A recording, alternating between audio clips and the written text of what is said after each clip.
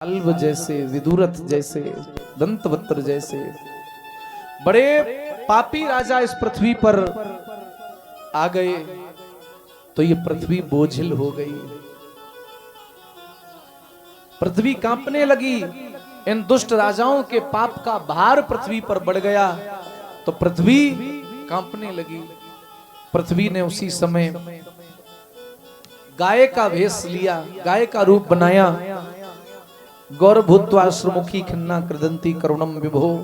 पृथ्वी ने गाय का रूप धारण करके ब्रह्मा जी से प्रार्थना की, ब्रह्मा जी आप मेरी बात भगवान तक पहुंचा दीजिए।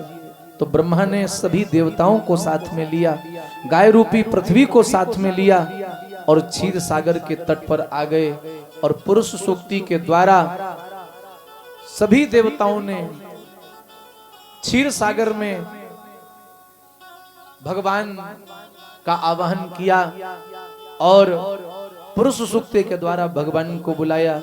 उसी समय ब्रह्मा जी को भगवान की वाणी सुनाई दी। ब्रह्मा जी ने सब वो वाणी सब देवताओं को सुनाई।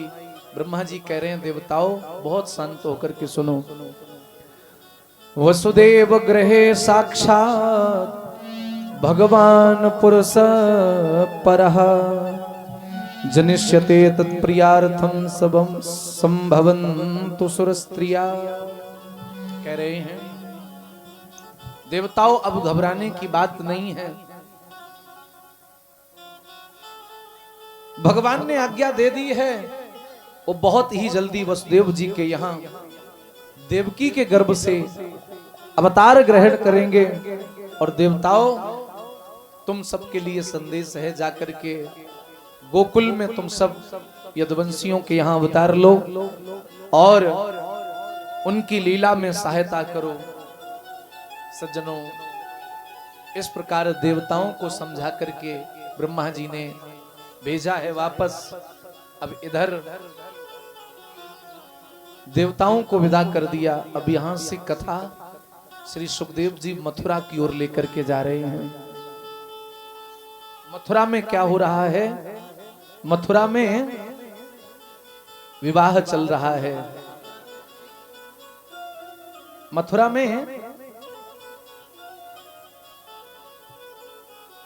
में विवाह चल रहा है। किसका? सूरसेन के पुत्र हैं वसुदेव जी।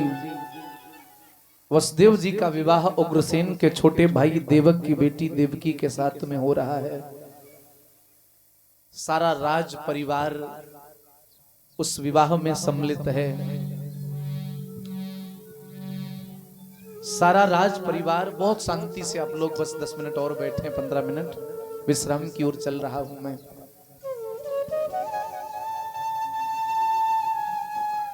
आज मथुरा में देवकी मैया का विवाह वसुदेव जी के साथ में होने जा रहा है। सारा राज परिवार उस विवाह में सम्मिलित है। जितनी भी तैयारियां हैं अच्छे से कर ली गई। सब लोकाचार, विवाह में की जाने वाली रस्म रिवाज निभाई जाने लगी।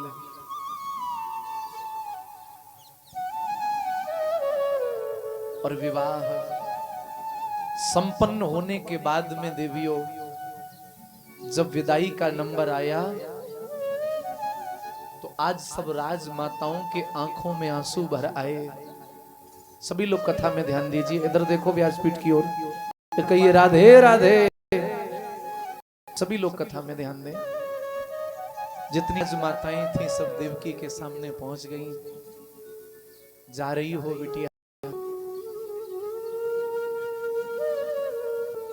सज्जनों आज भी समाज में विवाह होते हैं। हर रस्म, हर रिवाज हर खुशी के साथ में पूरी की जाती है। लेकिन जिस समय बेटी विदाई होती है ना, ध्यान से देखना देवियों, जिस आंगन से बेटी होकर के जाती है उस आंगन में रहने वाले लोगों के हृदय पर हाथ करके पूछिएगा वो कैसे रहते हैं उस आंगन में। जिस आंगन से भी विदा हो जाए, ऐसा है उस आंगन सारा तेज, उस आंगन की सारी खुशी, उस आंगन की सारी रौनक बेटी अपने साथ लेकर के चली गई। जिस दिन बेटी अपने गांव से विदा होकर के किसी दूसरे गांव में जाती है, उस दिन उस गांव का वो वृक्ष जिस पर कभी सावन के महीने में वो झूला डाल करके झूली होगी, वो वृक्ष रोता है। वो उसके घर का कोना कोना रोता है। इस घर से बेटी विदा होती है, उसके माता पिता उस बेटी के प्रयोग किए जाने वाले एक एक सामान को देख करके रोते हैं, उसके कपड़े देख करके रोते हैं। जिस घर से बेटी विदा हो जाती है, जब हम कथा करने जाते हैं ना कहीं घर से दूर, तो बड़ी मुश्किल से 7 दिन कटते हैं। ऐसा लगता है कि कब घर पहुंचेंगे, कब दिन होगा, कथा विश्राम के घर जाएंगे, अपनी माँ से मिलेंगे, अपने परिवार के लोगों से मिलेंगे, गांव के लोगों से मिलेंगे, ऐसा मन में भाव रहता है। 7 दिन में ही सोचो, एक बेटी तो जीवन भर के लिए अपने माता पिता का घर छोड़ करके चली जाती है। कितना बड़ा त्याग है उस बेटी का। शादी के पहले जिस घर की एक एक चीज को वो अपना समझती थी, शादी के बाद ऐसा क्या हो जाता है, फिर मायके में आकर के उसी चीज को छूने से पहले बेटी 10-12 वर्षीय है, उसे ऐसा लगता है ये चीज मेरी नहीं है। और जब तक बेटी के माता पिता उसके मायके में रहते हैं ना, तब तक बड़े हंसी खुशी के साथ में बेटी आती है। लेकिन जब माता पिता के में नहीं रहते, तो बेटी से लाती तो है, लेकिन अंदर से उसे डर रहता है कि पता नहीं अभी का स्वभाव कैसा हो, पता नहीं भैया का स्वभाव क्या होगा। तो एक बार भैया भी भाभी का संग पाकर के माता पिता कितने उसका जोर रहे अपने मायके में कि अगर मैं कुछ गलत करूंगी है ना, लेकिन माता पिता के एक दिन जाना ही है, उनको सबको जाना है, मुझे जाना, आपको जाना है।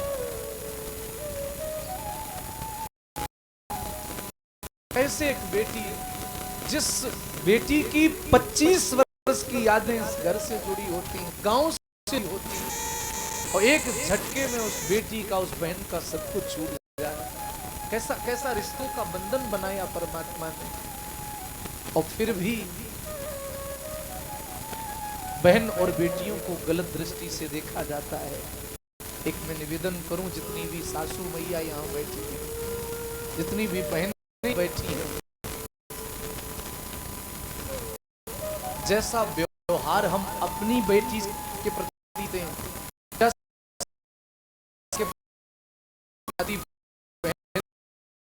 के साथ सब किया जाए। हम चाहते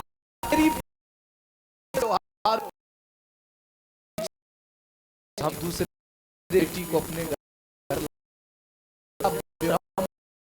साथ में चाहते हैं, वैसे उस बहन बेटी को अपने घर में लाकर